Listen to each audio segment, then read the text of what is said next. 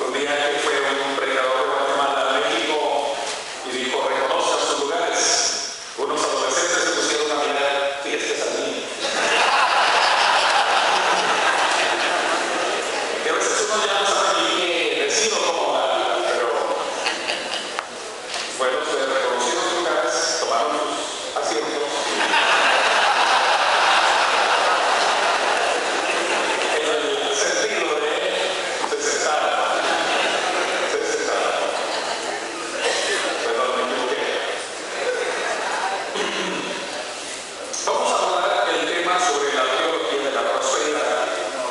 Solo quiere decir que tengo la esperanza que ninguno de ustedes se vaya a ser teólogo de la cosa que me preocupa que algunos de ustedes al mirar lo que son sus planteamientos, en lugar de sentirse disuadidos, se vaya a sentir persuadidos.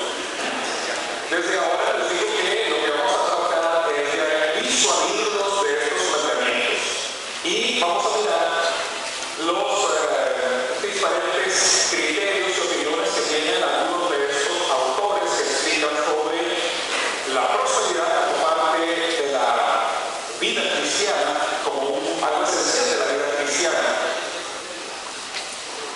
Antes de abordar el escrito, quiero que vean ustedes unas lecturas, unos párrafos de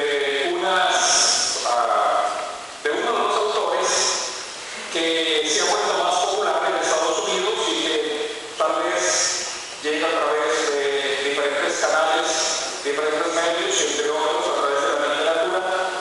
Un autor carismático que enseña sobre esta teología de la prosperidad.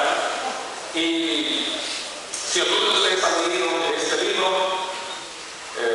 creo que es el primer libro de él, se llama Su mejor vida ahora. Y él es Joel Osteen, pastor de la iglesia en Houston, Texas, Su mejor vida ahora. ¿Cuántos de ustedes ya leyeron este libro? ¿Ninguno de ustedes lo ha leído? ¿No? ¿Un hermano se ha prosperado? ¿Ya lo leyó? Su mejor vida ahora.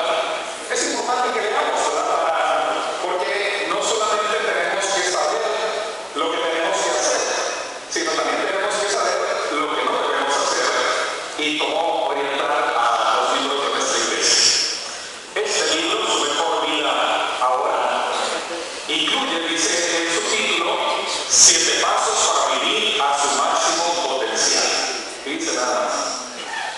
Y vamos a persuadirnos y enseñar cuáles son los 7 pasos que él plantea como los principios que usted tiene que dar para conseguir una vida próspera. Siguiente, por favor. Expandir su visión. Expandir su visión. Lo que él afirma es: no hemos prosperado, no hemos crecido, no nos hemos desarrollado por causa de que tenemos una visión muy corta, una visión apocada, una visión muy reducida acerca de lo que debe ser la vida, de lo que debe ser el caminar cristiano, de lo que debe ser nuestra realización en el campo de las finanzas o de la vida familiar.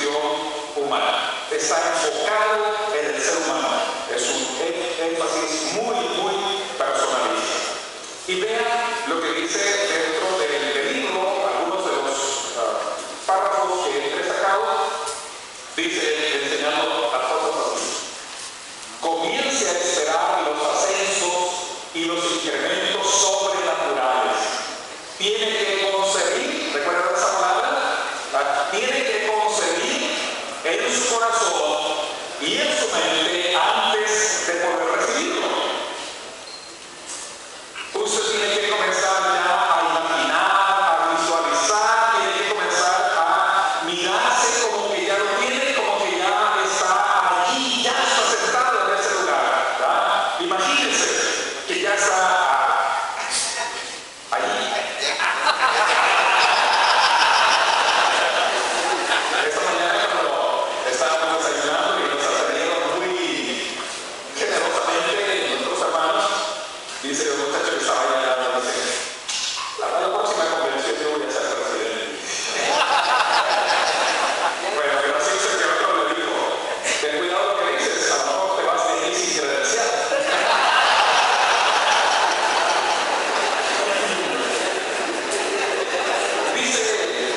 Dice Joel Osteen, en otras palabras, tiene que crear un lugar o un espacio para el incremento en su mente.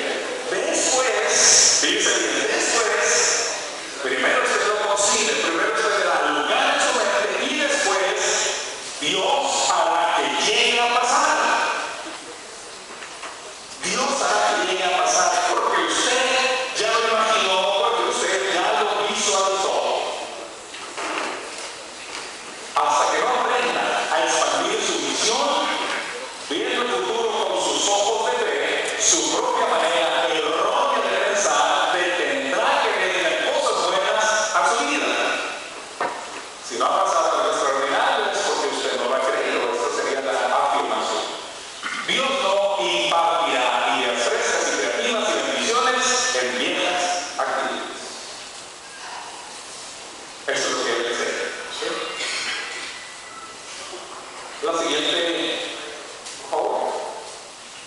Es interesante que cuando Jesús quiso animar a sus seguidores a expandir su visión, les recordó que no se camino nuevo, sino del viejo. Jesús estaba diciendo que no puedes tener una vida abundante con actitudes restringidas. Esta lección sigue teniendo relevancia hoy en día. Uno de los problemas que tiene la teología de la prosperidad es que no es una teología bíblica. Ellos no se sujetan a un modo de interpretar la escritura, no hay un proceso de hermenéutica, no hay métodos serios de hermenéutica de analizar el contexto, el significado de las palabras, no hay una comprensión acerca de la historia que había en aquellos momentos y tratar de comprender todas las situaciones culturales. Ellos solamente leen el texto ya por sus presupuestos de que Dios se quiere hacer próspero o tiene presupuestos de otras religiones, de otras filosofías. Entonces van a la Biblia y entonces con esos lentes, con esos ojos, leen la escritura y tratan de sacar esas conclusiones.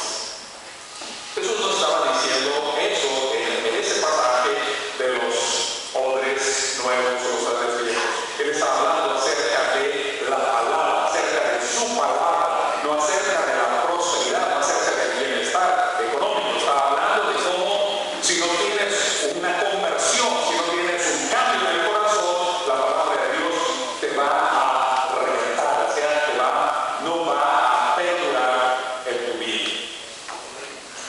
La siguiente transparencia, por favor. Tenemos ciertas maneras de hacer las cosas, nuestras perspectivas nos atan y estamos atascados en nuestra manera de pensar. Dios quiere hacer algo nuevo, pero a menos que estemos dispuestos a cambiar, a menos que estemos dispuestos a expandir y acrecentar nuestra visión, nos perderemos de las oportunidades que Él tiene para nosotros. Ese es el énfasis. Tienes que imaginar, visualizar y expandir de que tienes ya crecimiento, desarrollo y prosperidad. Siguiente. Una más, por favor. Quizá Dios quiere mejorar su matrimonio o tu matrimonio, mejorar tu familia, ascenderte en el trabajo, pero esa semilla de oportunidad no se arraigará en medio de tus dudas. Entonces, si tú no lo crees, Dios lo detiene. Dios no lo hace. Dios no lo hace. Y yo quiero que comencemos por el final del artículo, el final del estudio. Muchas gracias, hermanos. Vamos a ir a la página 18.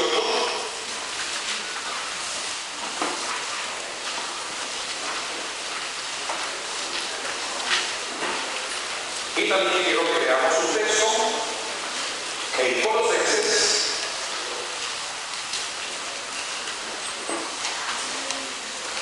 No, perdón, me equivoqué. No es Colosenses. Efesios, capítulo 3, verso 20. Efesios, capítulo 3, verso 20.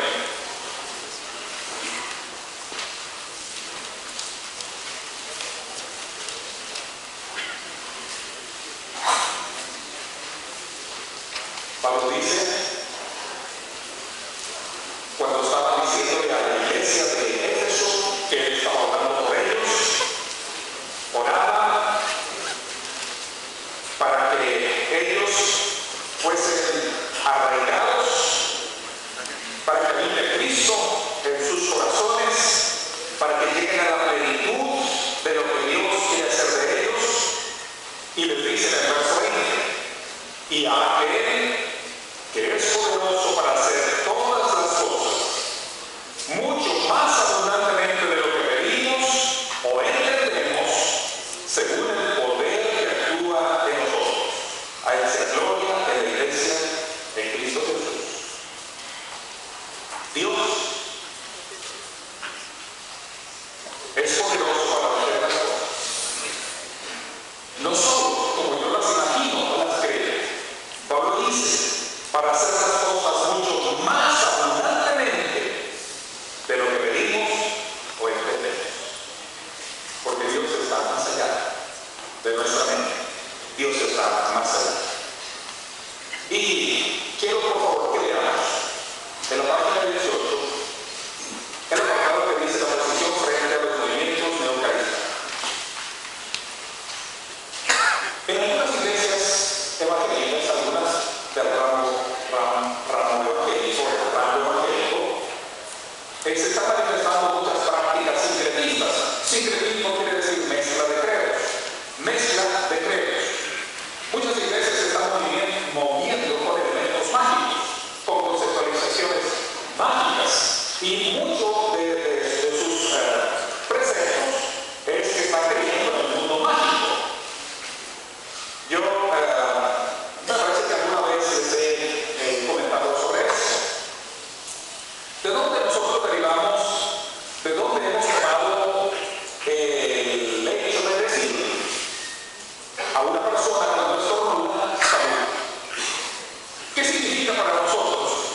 Que cuando una persona estornuda, nosotros le decimos salud. Le decimos que está enfermo, suponemos que está enfermo, le decimos que tenga salud. Pero esa regla de cortesía en realidad no tiene ese origen etimológicamente. No tiene ese origen. Porque un estornudo no es siempre signo de enfermedad, solo es como una irritación del diafragma a una reacción alérgica de polvo, de especie, de algo que anda por ahí en el aire, o una reacción de cambio de temperatura. Eso es solo como una manera, una forma interna del cuerpo de reaccionar frente a elementos externos. Cambio de temperatura o elementos extraños. Bueno, ahora que lo puedo explicar mucho mejor que yo. Pero es eso. El asunto es a lo que voy, es que en la antigüedad, en la época de los romanos, cuando una persona estornudaba, pensaba que había echado fuera un demonio. Se le salía un demonio. Y entonces decían, salve. O sea, como decimos algunos, toco madera. Es que a mí no me toque, que a mí no se me acerque ese demonio. Y entonces decían, salve, salud. Hoy, ninguno de nosotros dice eso, ¿verdad? Se le sale un demonio, anda por ahí y nosotros decimos que no me toca. Es una regla de cortesía. Pero ha regresado en los últimos años una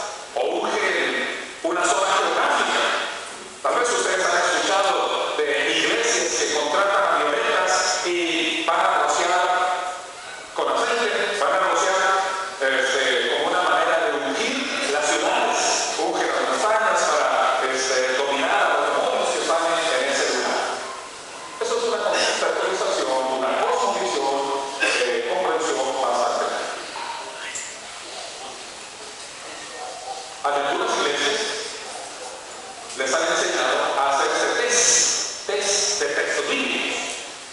Toman una Biblia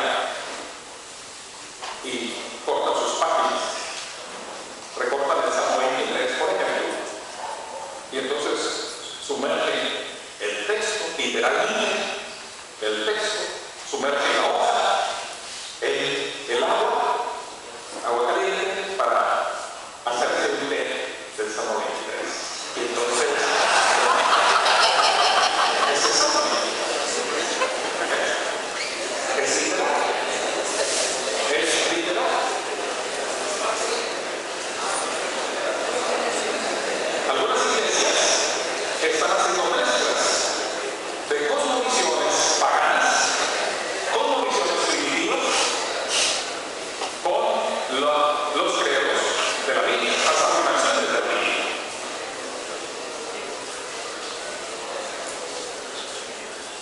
Y algunas iglesias están invocando la sangre de Cristo para un viaje o para la salud.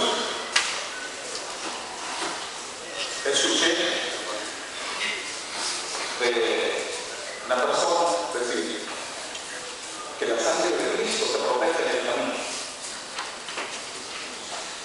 Muchos están haciendo oraciones en ese sentido, invocando la sangre de Cristo. Invoco la sangre de Cristo para que tú seas curado de tu enfermedad. Las preguntas que les hacemos es, ¿esto es bíblico? ¿Podemos nosotros hacer esta práctica? ¿Tenemos fundamentos para desarrollar ideas como estas? Lo podemos estudiar. La primera parte de este tópico que estamos mirando es plantearnos una pregunta. ¿Estamos llamados a tener prosperidad o estamos llamados a la fidelidad? ¿Hemos sido llamados para prosperidad o hemos sido llamados para fidelidad? La actitud de algunos frente a la prosperidad es de que dicen así: Dios está dispuesto a prosperar a sus hijos, no solo espiritualmente, sino materialmente. Y dicen ellos, podemos y debemos esperar que nos dé salud y riqueza. La única condición es que creamos. Utilizan el texto, entre otros, Marcos 24. Por tanto os digo que todo lo que pidiereis orando, creed que lo recibiréis y os vendrá. Y si no lo hemos recibido, es porque no tenemos fe. Hay un autor que se llama Canega y escribe un libro que se llama Cristianismo en Crisis. Yo te lo recomiendo. Él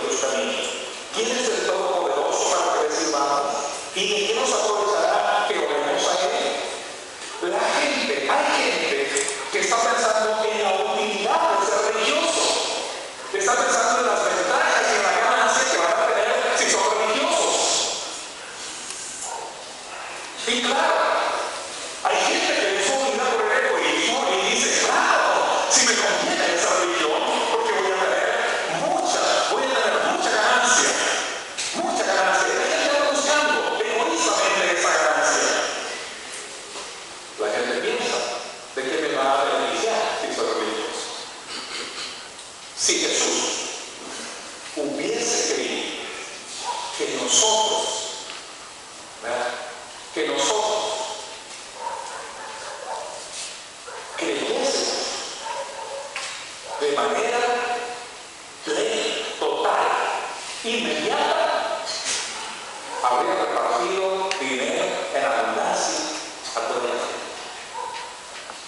Si Jesús hubiese querido tener miles, millones de seguidores tras él, habría multiplicado el pan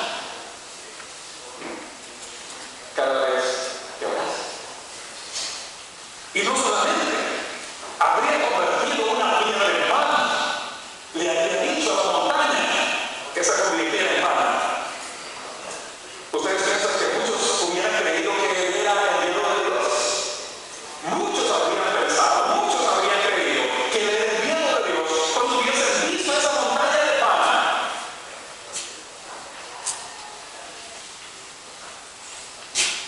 Muchos creían, habrían creído en él.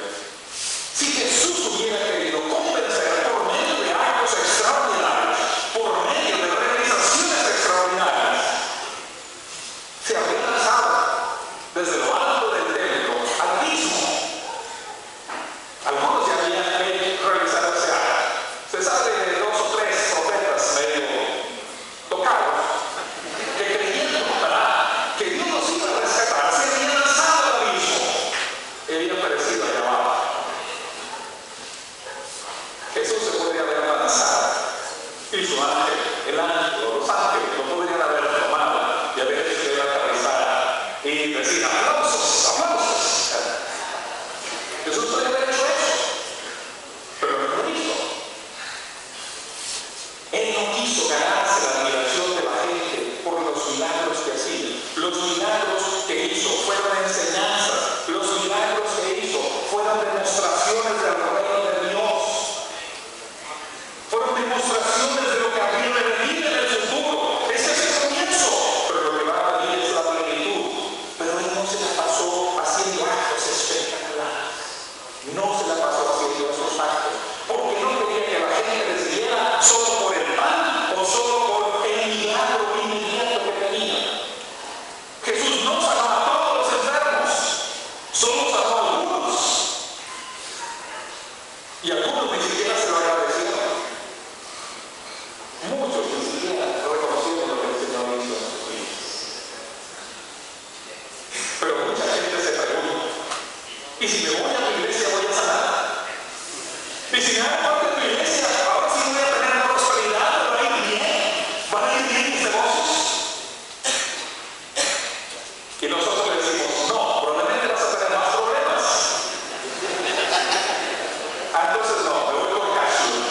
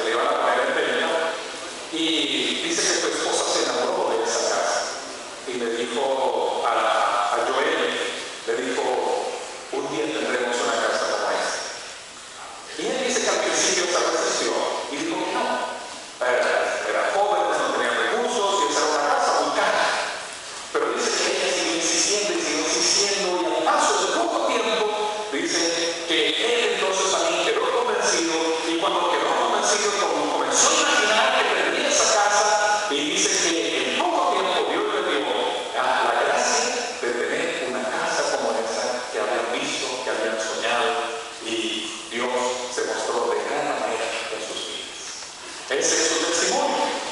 Y entonces él ha persuadido a muchos de que sueñen eso, en tener la mejor casa del mar, la mejor casa de su colonia, la mejor casa de su calle. Y lo pueden hacer, lo pueden tener. El único problema es cuando todos queremos la misma casa. Es una lucha de fe. A ver quién quiere más fe.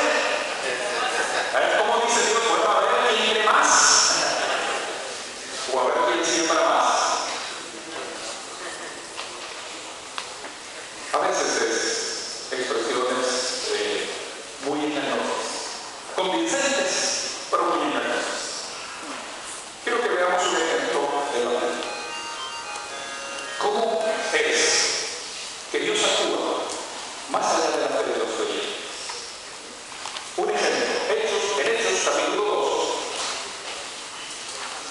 2. En Hechos capítulo 2 se nos narra acerca de un momento en la vida de Pedro cuando fue puesto en la prisión.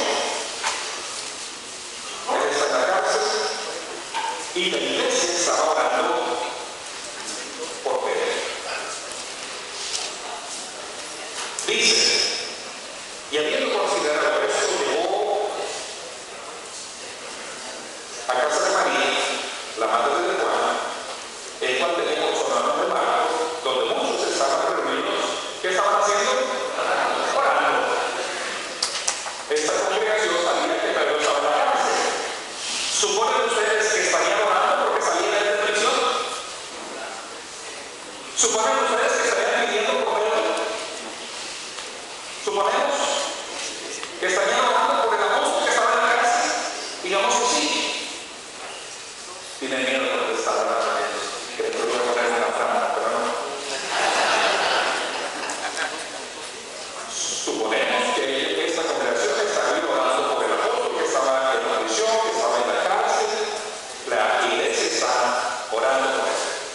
Y fíjense bien, dice más adelante en el texto.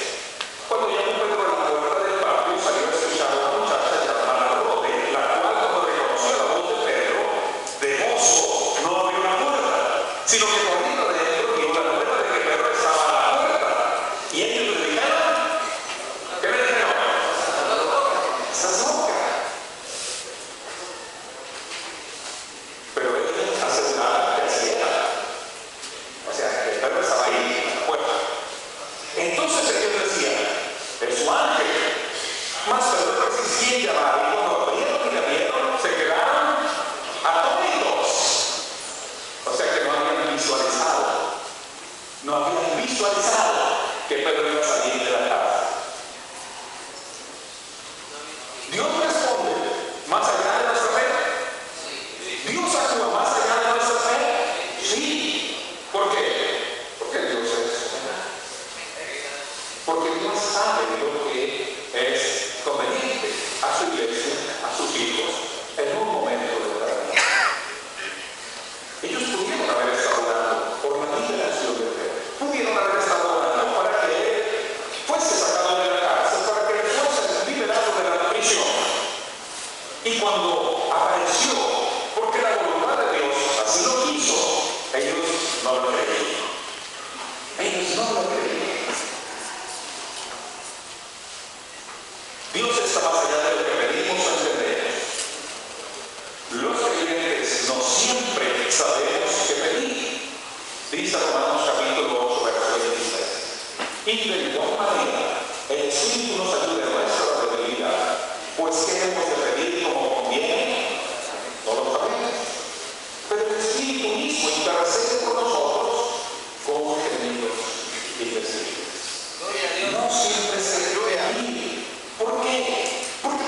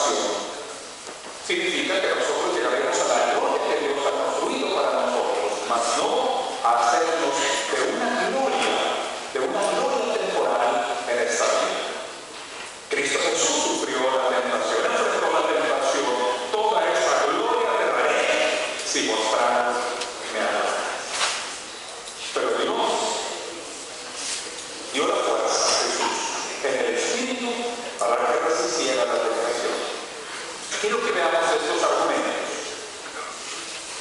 Argumentos para no caer en una actitud de pretender conseguir siempre lo que deseamos. Algunos creyentes se mueven de iglesias.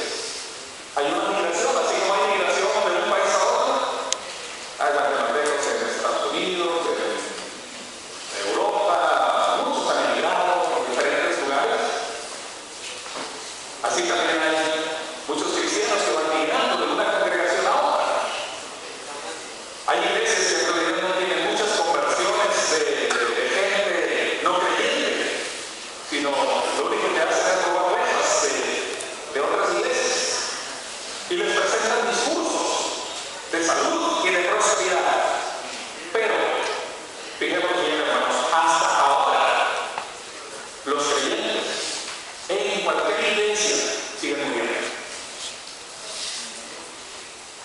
Vayas a donde vayas, es un terremoto. Vayan a donde vayan, los creyentes siguen muriendo. ¿O hay acaso una denominación donde sus creyentes ya no mueren? Yo no he escuchado de eso. Siguen muriendo. ¿Por qué? Porque siguen enfermando. Porque son seres finitos.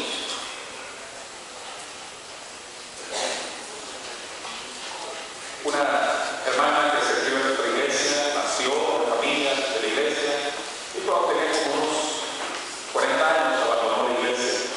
Después que se la iglesia muerta, le voy a la iglesia donde hay salud y prosperidad. A los 2 años le detectaron cáncer. Yo ya declaré, dijo ella, que estoy sana del cáncer. Era cáncer de mama y le extirparon. No sé. Siguen enfermando los creyentes. Pero a veces viven en la fantasía de que si están en ese credo ya no se van a enfermar, que si están en esa confesión de fe ya no se van a enfermar. Los creyentes en realidad van a seguir enfermando y van a seguir muriendo, vayan donde vayan. Pablo no tuvo la respuesta a su petición de que le fuese quitado el aguijón. En 2 Corintios capítulo 12, del verso 1 al verso 10, ¿recuerdan ustedes algunos de esos versículos?